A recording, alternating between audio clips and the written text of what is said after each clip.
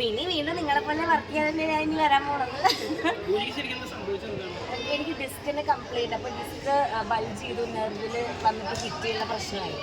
അപ്പൊ എനിക്ക് കുറെ നേരം നിൽക്കാൻ പറ്റില്ല, ഇരിക്കാൻ പറ്റില്ല, അങ്ങനത്തെ കുറെ സീനുകൾ. ഇപ്പോഴും എനിക്ക് നിൽക്കാൻ പറ്റുന്നില്ല. അടിപൊളിയായിരുന്നു, ഞാൻ എൻജോയ് ചെയ്യായിരുന്നു മൊത്തത്തില്. പിന്നെ സിബിൻ ഉണ്ടായിരുന്നു, നമ്മളെല്ലാരും കൂടെ ഒരു ഫുൾ ഫണ്ണായിരുന്നു ഭയങ്കര. ഇല്ല, ഞാൻ ഇടയിലാണ് ഞാൻ അറിഞ്ഞത്. ഞാൻ ഹോസ്പിറ്റലൈസ്ഡ് ആയിരുന്നു 5 days ആയിട്ട്. അപ്പൊ ഞാൻ അറിഞ്ഞിട്ടുണ്ടായിരുന്നില്ല. ഇപ്പോഴാണ് ഞാൻ അറിയുന്നത്. ഉള്ള സമയത്തല്ല, ഞാൻ അവിടെ നിന്ന് അപ്പളേക്ക് ഇറങ്ങിയില്ലേ. പിന്നെ അവൾക്ക് എന്താ പറ്റിയെന്ന് അറിയില്ല. അപ്പൊ നീ നേരിട്ട് ഇനിയിപ്പോ വരുന്നുണ്ടാവുമായിരിക്കും, അപ്പോഴത്തേക്ക് സംസാരിക്കാം. പൂജ ബിഗ് ബോസിലേക്ക് എത്തുന്ന സമയത്ത് എല്ലാവർക്കും കളികൾ എല്ലാം പറഞ്ഞ് അല്ലെങ്കിൽ കളികൾ മാറി എന്ന് ആൾക്കാർ വെച്ചാൽ ടോപ്പിലേക്ക് പോയി, ടോപ്പ് ടീറിലേക്ക് നമ്മുടെ ബിഗ് ബോസ് മാറി എന്നെങ്കിൽ നിങ്ങളുടെ വൈൽഡ് കാർഡ് കൂടി ഞങ്ങൾക്ക് മനസ്സിലായി. അപ്പം നിങ്ങൾ പോയതിനു ശേഷം അവിടെ എന്ത് മാറ്റാണ് സംഭവിച്ചത്? അത് ഞാൻ അറിഞ്ഞിട്ടില്ലല്ലോ, ഞാൻ കണ്ടിട്ടില്ല. ബാക്കി എന്നാലും കുറച്ച് മാറ്റും. അങ്ങനെ അവരും നല്ല പ്ലേയേഴ്സ്, അവർക്കും ഇപ്പൊ എന്തായാലും ഷോ ഡൗൺ ആയി പോകുന്നൊന്നുമില്ല. അവര് നന്നായി കയറി കളിച്ച് വരികയൊക്കെ ചെയ്യും, അത്രേ ഉള്ളൂ.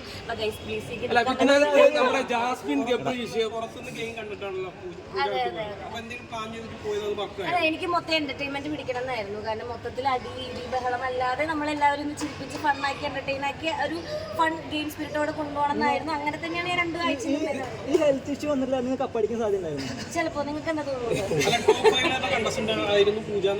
അതെ, അതെല്ലാരും പറയുന്നുണ്ട്. മേ ബി ആയിരിക്കാം, ആവാതിരിക്കാൻ പറയാൻ പറ്റും. ഇത് നമുക്ക് സംഭവിക്കും നമ്മൾ വിചാരിച്ചില്ലല്ലോ.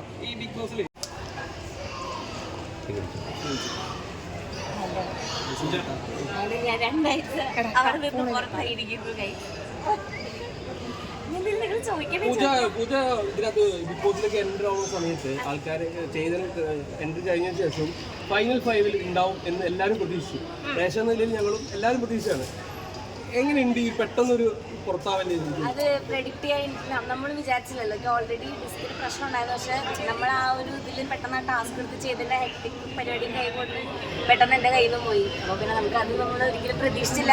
പക്ഷെ എൻ്റെ ഒരു വിശ്വാസത്തിൽ 2 ആഴ്ച ഞാൻ നന്നായി ഗെയിം കളിച്ചു തന്നെയാണ് എനിക്ക് തോന്നുന്നത്. കുറേ പേര് ചോദിച്ചു എങ്ങനെയുണ്ട്, ഹെൽത്ത് എങ്ങനെയുണ്ട്, നമ്മളെല്ലാവരും കൂടെ ഉണ്ട്, സപ്പോർട്ട് ഉണ്ടെന്നൊക്കെ പറഞ്ഞാൽ ഒരുപാട് സന്തോഷം.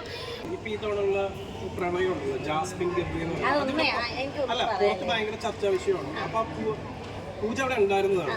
ഇതിലെന്തെങ്കിലും ഉള്ളത് റിയൽ ആയിട്ടോ അല്ലെങ്കിൽ അങ്ങനെ അത് ഓരോരുത്തരിപ്പോ അവിടെ വരുന്നു, ഓരോരുത്തർക്ക് പല ഇഷ്ടങ്ങൾ തോന്നും, പല റിലേഷൻഷിപ്സ് ബിൽഡ് ചെയ്യും. അത് എന്താണ് ഏതാണെന്ന് അവർക്കെല്ലാം അറിയുള്ളൂ. നമുക്കത് വിലയിരുത്താൻ നമ്മളാരുമല്ല. അപ്പൊ താങ്ക് യു സോ ജാസ്മിന്റെ ഈ ഇതിനെ കുറിച്ചിട്ട് ഭയങ്കര ചർച്ചയായിരുന്നല്ലോ, ഹൈജീനെ കുറിച്ചിട്ട്.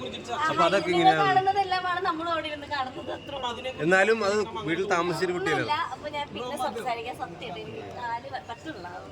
താങ്ക് യു സോ മച്ച് എല്ലാവർക്കും.